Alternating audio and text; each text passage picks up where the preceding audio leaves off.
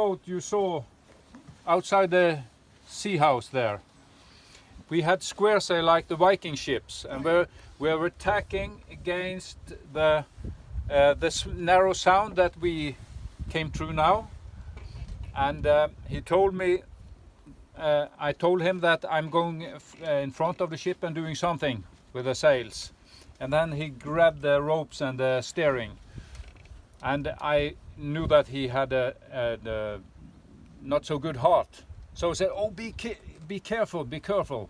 And then he take it real hard. If I die now, I die well, he said. And the same person, since I was 12 years old, I came to him one day a week and learned from him. And he is the one that has been with me on all these things, ships, small boats and everything. He wrote books, made models for museums, and he was always telling something. And one of the stories he told was that he was a mate on an American sailing ship, sailing up to Kamchatka for salmon. And there they were pushed by ice in a storm, so that the steel ship, the nails in the wood, in the plates, were breaking, and the ship started leaking.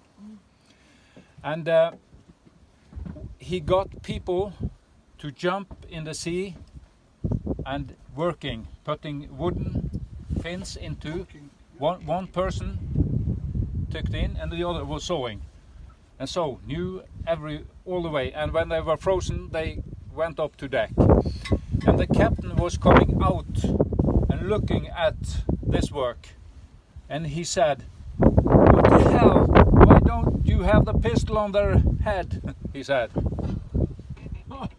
"I'm doing in the Norwegian way," he said. And the people on board, that they had, or what you call it, Shanghai, was, he said, it was criminals and it was people that drunk man, and they had collected them. And was tugged them out with a tugboat. The sailing ship was tugged out at sea. So when they awake, they couldn't go on shore. Yeah, and so the captain gave him a gun in his belt, and he said, "Go out and make yourself respect." Nothing else was said. So when the captain saw the people working without the gun on their head, he didn't understand it, because they were so. Norwegian way. Yeah, and the Norwegian way was. I can tell a little about the Norwegian ships. There was a captain, there was crew that knew the captain. The captain knew the lowest range people that was maybe a friend of him that had got the job. So they knew each other. They were a bit friends, but on American ships there were a very hard way, very hard style on board. People from all the world, and they had to maybe to be hard against them. But in that situation, he got all the Americans to be qualified for the job in a Norwegian style. Also. Yeah. Was it the Norwegian square rigger, the Viking ships? Are they difficult to work with? No, we sailed into a place north here, Forlandsvågen. There was a person. He said, it's a written book, a doctor description, handling that it's not possible to sail against the wind with square sail rigged boats. And the wind came into the harbor. And we laid with that boat over there, and we said, we have to go home, we said. But if the book says so, we can't go home. And so we sailed out, and we crossed it out, and they were standing there looking at us. You couldn't jib with the Norwegian, the Viking ship? The Viking ships, yeah. I've sailed as a mate on the largest Viking ships in Norway, in the world. And we are taken with that ship.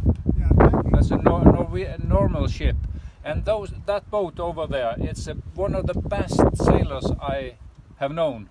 And we are sailing as high up against the wind as these this type of rigs. Yeah. So the sail can also be adjusted that it's working on boat tacks. On that boat we sewed hand-sewn linen sails that are fantastic. When the wind, the rain comes, the sail got flat, then it reefed itself. And in a storm, I came in from the ocean into the islands, and I couldn't tack. It was so strong wind, and the wind got up in storm. Then I had to take the smallest canvas and sail over to the other side. And then that small boat was up to 9 to 10 knots, rushing on the waves. But I could steer it with 2 ropes. I didn't need to use the rudder, just adjusting the sail. So it's a fantastic boat to sail also. So it must have taken longer to sail with the Viking ship?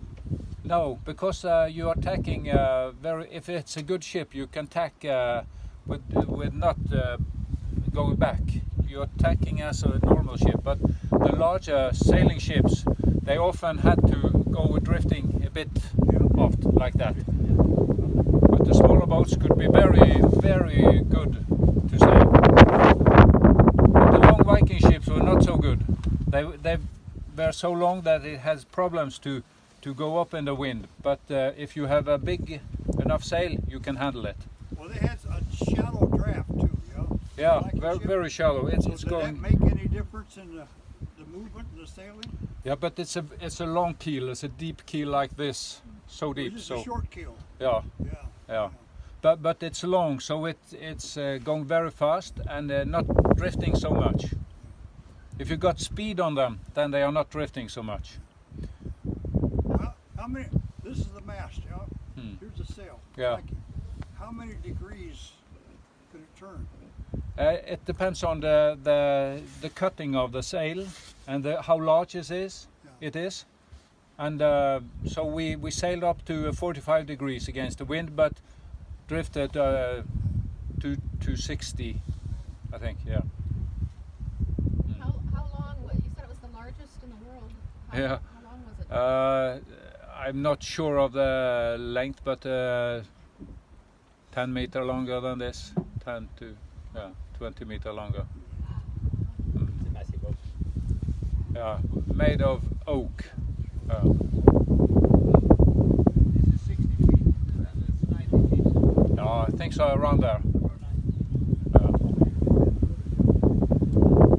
They were Vikings.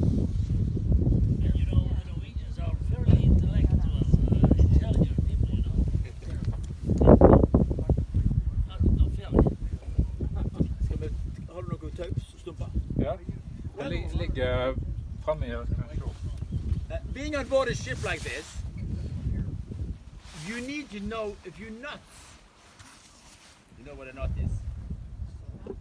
And yes, all of you know all of the nuts anyway, so we got nothing to present.